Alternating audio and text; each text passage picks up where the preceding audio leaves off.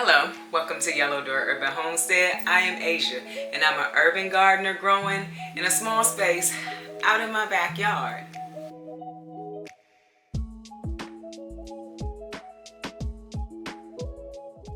Today we are going to start seeds. So what is today? It is January the 13th, and so we are definitely not starting our summer seeds, but we are going to sow some seeds that you can put out in spring, like late spring, and we're going to sow some seeds that may take a long time to germinate. So let's go ahead and talk about the seeds we're going to start first, and then we will get into all the ways that I plan to start all of these seeds. So we're going to go ahead and get the herbs started. Herb seeds can take a while to sprout. Some of them, not all of them. And then sometimes they'll surprise you and sprout quickly. We're going to do some parsley. And these are from Brassa Seeds. They had sent me these seeds a while ago and I still have them because seeds can last for years. Some of them, the germination rate goes down. When I say germination rate, that's the amount of seeds that will sprout. So, maybe if you have 50% germination rate, that is, I sowed 10 seeds, 5 seeds came up. So when you're talking about germination rate, that's pretty much what it is. How many seeds did you sow? How many came up? That's going to give you the percentage of your germination rate. So I have another parsley as well. It's a curled one, moss curled. Have some thyme seeds. And I believe I got these from a seed swap. The company is Bentley Seed Co. Got it from a seed swap, and the other ones are from Botanical Interest, which we talked about last week. We have 2 different types of sage. This is a broadleaf. That's from Botanical Interest, and I have more sage from Cedra.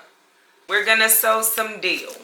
And so that is a pack from Barry Morris. And I just got those from like Lowe's. And then I'm going to go ahead and plant my chamomile. And so I have found that chamomile does not really love the heat.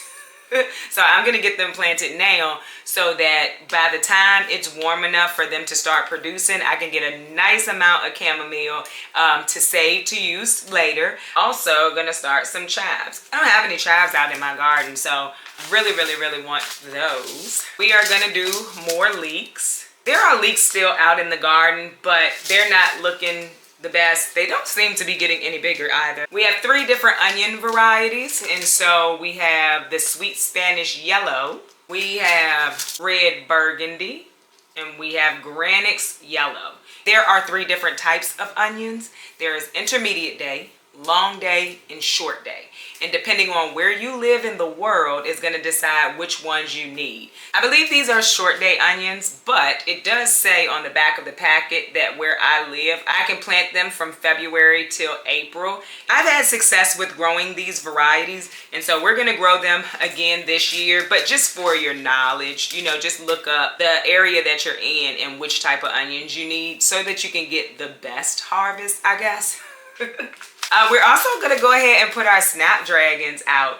These are seeds that I saved from last year myself. Snapdragon seeds are very small, and so I have a good amount of them, and I want a good amount of them in my garden this year. Also going to go ahead and sow my foxglove seeds. Now, I will tell you, I put foxglove seeds outside. I don't even remember when I did it. And then last year, they just kind of popped up and started growing. So you don't have to start all your seeds inside. You don't have to start any seed inside, if we're honest, because seeds come from outside and you can absolutely just put them in the ground. For me, I am horrible at keeping the soil moist. So that's one thing about when you are starting seeds, whether inside or outside, the soil has to stay moist.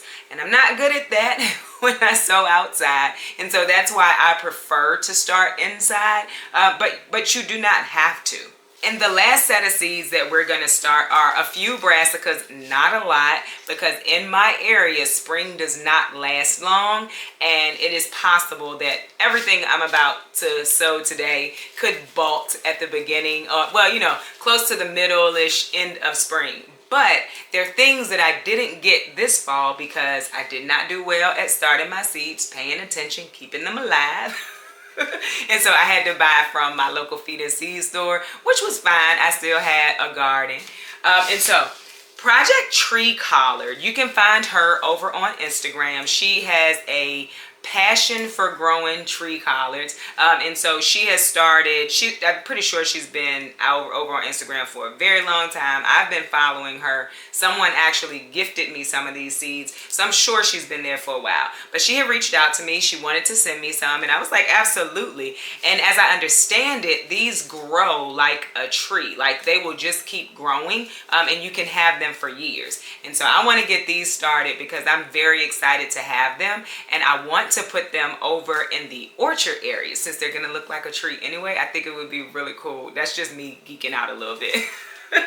Anyway, she sent me 3 different kinds. She sent me a Michigan tree collard. She sent me a big blue tree collard, and she also sent me a Marriott tree collard. So pretty excited to try those. I want to get those started because, you know, collards can last in the cold. So I want to get those started. I won't be planting any of this out in the garden until more than likely like late February. But I want them to get some growth on them. So about 6 to 8 weeks. I think I'm a little late on that 8-week thing. I should have did this. I think I should have did this I know I was going to, I just didn't. And I had started this video and I went back to watch it. It was in the living room and I just didn't like it. So that's why we are re-recording today. We're gonna do the lacinato kale. And I love this kale. It's really good for kale chips. I really love it. And then it's also called dinosaur kale. We're also gonna do some broccoli rabe. I did not get any broccoli rabe this year because I didn't get my seeds started like I was supposed to, but I really love broccoli rabe. A little bit bitter, like more bitter than broccoli, but I absolutely love it. So I want to get some broccoli rabe, just a good taste of broccoli rabe before the warm hits and I can't grow it. We're going to do some red Russian kale. I think it's just beautiful, and I also like the way it tastes, but I also think it's just like a very pretty kale too. We're going to do some dwarf curled kale, which I didn't get this year because I didn't get my seeds started like I should have. I'm gonna do some cilantro too. So cilantro is not a fan of hot weather. It will bolt very quickly on you in the heat. And so I want to go ahead and get that started and then get it planted out. Oh, and then hollyhocks. I want lots and lots of hollyhocks in my garden this year. So this pack of hollyhocks is perennial.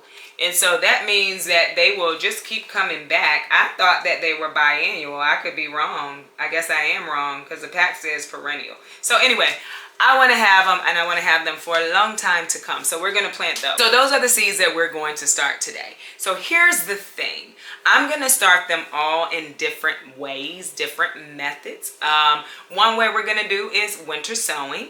The other thing we're going to do is plant in sale trays. The others we're going to plant in old fruit and vegetable containers. I'll tell you my reasoning for each one and why I do each one the way that I do them.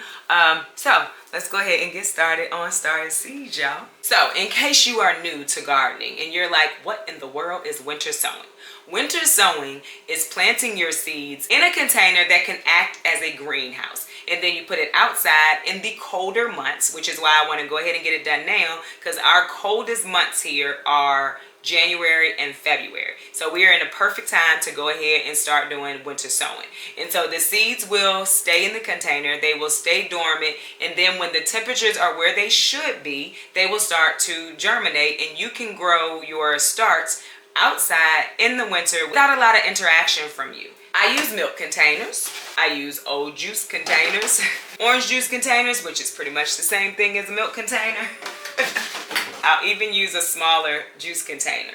And so the seeds that I'm going to sow in my winter sowing method are my snapdragons. I'm going to do the parsley, thyme, sage, dill, chamomile, foxgloves, and hollyhock. Those are all getting done in the winter sowing method. And let's say something goes wrong, I can always start them inside. The other way that I grow, like I said, is in containers. So these are probably mushroom containers. I love mushrooms. That's more than likely what came out of all of these containers is mushrooms. So in the mushroom containers, I'm gonna do the leeks, onions, chives in the mushroom containers. Because alliums, like onions and leeks, they don't mind having their roots disturbed in order to plant them out.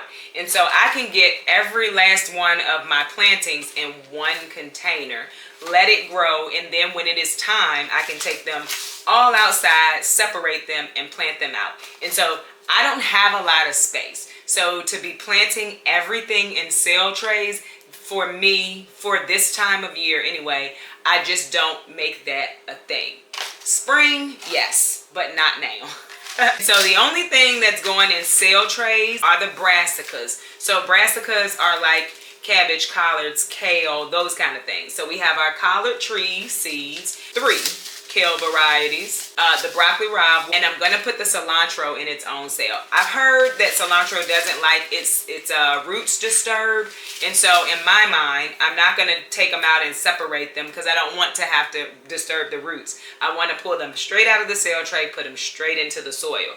And so I've done that before, but I have seen where you don't want to disturb cilantro roots, but I've done it. So I just like to give that information out.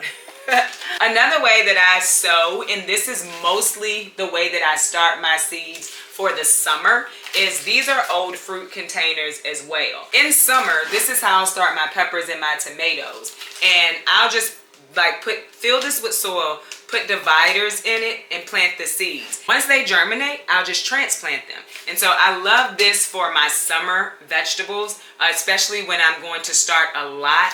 This is a very easy way for me to start a lot at one time so that I don't have a million sale trays in the beginning when I'm trying to get everything started.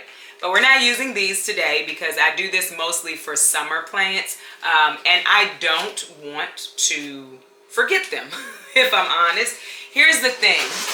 I work a full-time job. So that's what happened in fall. Like, work was working, life was lifing, and I just forgot all about those seeds. And so for this purpose, I just want to get them started. I want to easily be able to take care of them, and I don't want to have to continue to transplant them. When you use this method, you have to make sure you open the container and get the lights on them or get them transplanted before they get leggy. And so with tomatoes, you can plant them a little bit deeper. Actually, with the beginning sprouts, you can plant them deeper. So in spring, I get time, like you get a little bit of time. For the fall vegetables, it did not work the same way, and so they were not successful. So we're not going to use these, but I just want you to know this is an option. And these are the 3 ways that I start my seeds. I don't have anything super fancy, so I'll show you my sale trays. I got a bunch of these off of Amazon, and I've been using them season after season. Of course, they do break. They are not, the best material, but you can use them season after season. Buying the better quality ones, you can use those season after season too. Definitely not telling anybody what they should buy, but just showing you what I'm using. And you have the option to use what they call seed starting mix. And so it's a much lighter mix. And if you're newer to starting seeds, I would say that's a great idea. I just have some potting soil over here that I'm going to use. It is the Miracle Grow Organic, and I went ahead and moisturized it already, so there's already water in it, and we're just going to fill our container. And there are holes at the bottom. I poked holes in the bottom of the tray because you want the soil to be able to drain, and you don't want the soil like super moist, but if you ball it up, you want it to be able to make a ball but fall apart really easy. So you don't want it soaked, but you do want it moist. So with that being said, we're gonna go ahead and start the onion seeds. So this is what we're starting our onion seeds in. And I do have some tags because I do want to keep track, especially of the onion seeds, of which ones are which. And I'm gonna reuse a tag. This is from pimento pepper, but the other side is blank. So we're gonna first plant the Granix onions. Go ahead and make our tag. So it's a Granix yellow. And you can grow so many onion plants in this one little container. This is a seed pack from last year, so we're gonna just go ahead and use it. So all I'm gonna do is sprinkle them on the top, whatever we have on the top. Then I personally just go back over with a little more soil. So you want to plant your seeds at the depth that's on the packet, but I have found that as long as they are covered and they are moist, chances are they are going to sprout. Germinate. That's the correct term for it.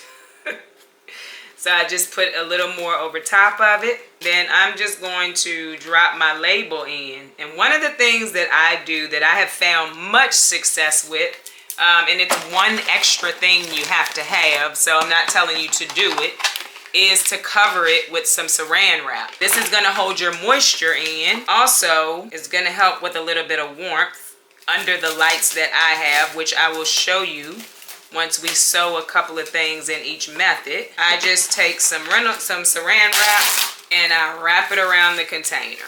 And then of course, once they sprout, you're gonna wanna take that off, just like that. And then I'm gonna put it downstairs under the light.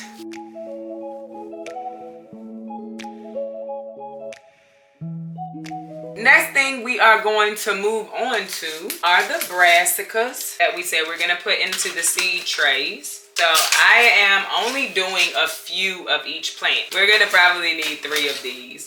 And it's kind of the same thing. We're going to put some soil in here. Make sure you push it down to the bottom, because if you're going to bottom water, which means you put these into a flat tray, and then you put the water in the flat tray and let the soil soak it up. In order for the soil to soak it up, there has to be contact at the bottom. It doesn't have to be super tight or anything, but it does need to be pushed down. We're just gonna put 2 seeds into each sail. Once one comes up, like if 2 comes up, I'll thin it, which means at the base of the plant, I'll just snip it with my fingers with some small snips and just let one plant grow. Since I want 2, we're gonna use 4 seeds and we're gonna do 2 in each sail. That one fell in, so there we have it. We're starting them over here. Now, because I've been gardening for a while, I'll know when these seeds come up what they are, like once they start to get their first true leaves. When a seed originally comes up, it comes up with like 2, what are they called? I can't think of the name, but they aren't like the true leaves of the plant. Once the true leaves of the plant come, you'll be able to tell the difference. So I'm not labeling this tray because I'll be able to tell the difference. The only one I might struggle with knowing, and I'm gonna just go ahead and label that, is the broccoli rabe between the dwarf blue kale. So I'm not gonna label the dwarf blue kale. I'm just gonna label the broccoli rabe. Lacianato kale, they have different different leaf textures. So I'll know that. And the red Russian will have red leaves. So I'll know that. Also have this video that could help me. So I'm just pushing it down into the soil and covering it. And the soil is moist. Just like that. We are good to go.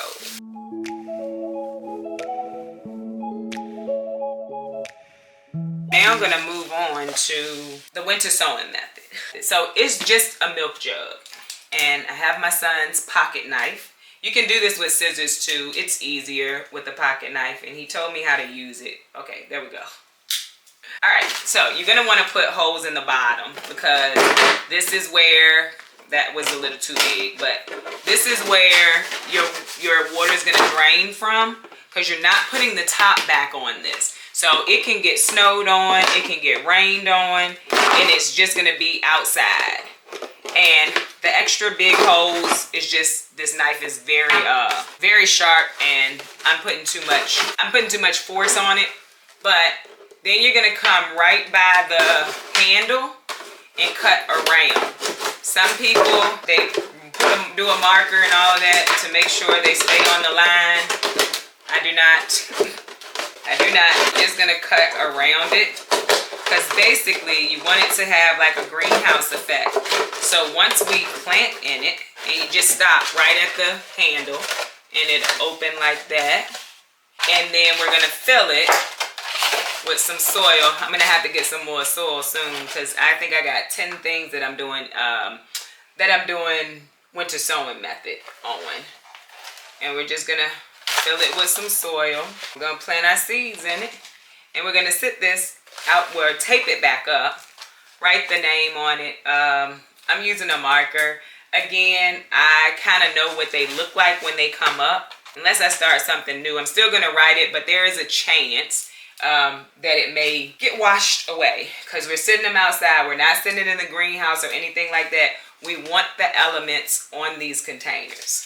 That's where you don't have to water as as often. If you do end up having to water, you can just pour it through the top. I don't normally have to water. So I'm gonna put a good amount of seeds in here because I want a good amount of hollyhocks. Then the other good thing about doing winter sowing, you don't have to harden the plants off when it's time to plant. And when I say harden them off, you don't have to take them inside and outside and all of that stuff to get them used to the weather, because they have always been in the weather. And once the temperature breaks, we'll open the container and just let them grow on in the container until it's time to plant out. And I'm just pushing them down into the soil. Eventually, and it might take a little while, you'll start to see them pop up, and you will have started your seeds outside without a lot of extra work. This may be my most favorite way to start seeds because you don't have a lot to do to keep them going. I just have this black tape. The masking tape is better because that's also where you can, the silver one, because you can write the name on it. But I use what I have at the time, most times for most things. And also, if you cut it even, it's easier to tape back up. I have dirt on my hands, which is why this tape is not sticking. But you just go back around it and tape the container up.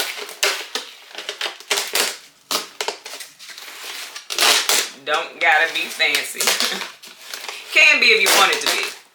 I'm not the fancy girl, so as long as it's taped back up, I'm fine. Just like that. Make sure it's closed, because this is gonna act like a greenhouse. When it gets warm outside, it'll warm up in here, and then when it's cool, the plants won't be actually subjected to the weather because you have this around it. So I really like doing this. And then I just write hollyhocks on it, and then we're gonna place these outside. So I'm gonna go ahead, finish these up, and then we're gonna go and see my seed starting area. I'm gonna show you where I'm gonna place these outside, and then we are gonna be done for the day. But I'm so excited to be getting this stuff done because I meant to do it all the first week of January, and we are now going into the third week of January. So there is that. We are done. The kitchen table is clean. I've done my sweeping, all of that, and I've put everything where it needs to be. I did not take y'all outside with me because I didn't even want to be outside. It was cold. So I will show you from the window where the winter sewing jugs are. Right there are the winter jugs, sewing jugs, sitting right out there in front of the garden. And that is where they'll sit. If it rains, if it snows, if it sleets, that's where they'll be. Out there in the elements. And they'll do just fine. I will keep you posted on how they do. I did end up doing my aster seeds, my aster flower seeds in there. And also my straw flower seeds, I ended up doing them out there too.